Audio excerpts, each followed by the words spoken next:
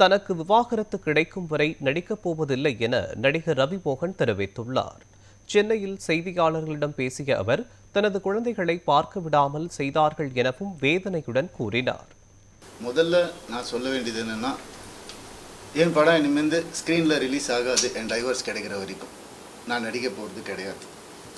ஏன்னா என்னால் நடிக்க முடியல. எனக்கு நடந்த அவமானங்கள், தேவையில்லாத அவமானங்கள் என்னால் தாங்க முடியலை. அதனால் என் டைவர்ஸ் கிடைக்கிற வரைக்கும், என்னை சீண்டி பார்க்கணுன்னு நினைக்கிற வரைக்கும் எல்லாருக்கும் இங்கே தான் இருப்பேன். வாங்க சீண்டி பாருங்கள். இனிமேல் சாது கிடையாது நான். அதனால் என்ன நடக்குதோ பார்த்துக்கலாம். மற்ற விஷயங்கள், என் வேலை விஷயங்கள், அதை எப்படி சரி பண்ணணும் என்னன்றதை நான் பார்த்துப்பேன். இவ்வளோ நாள் என் கூட நின்ன உங்கள் எல்லாருக்கும் ரொம்ப ரொம்ப நன்றி. என்றைக்கு என் டிவோர்ஸ் கிடைக்குதோ, என்றைக்கு என் பர்சனல் லைஃப் சரியாகுதோ, என்றைக்கு இந்த சைபர் புல்லிங் எல்லாம் நிற்குதோ, எல்லாத்தையும் நான் பார்த்துட்டு தான் இருக்கிறேன். எல்லாம் எனக்கு வரும்.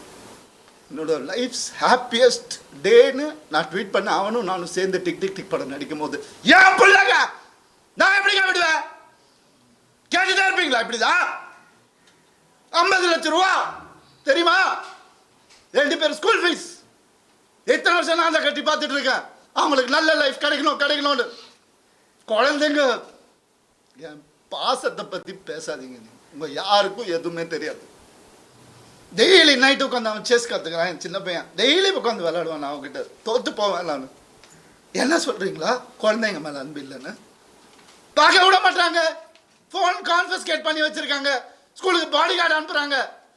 என் பசங்க பார்க்கணும் இந்த வீடியோவை.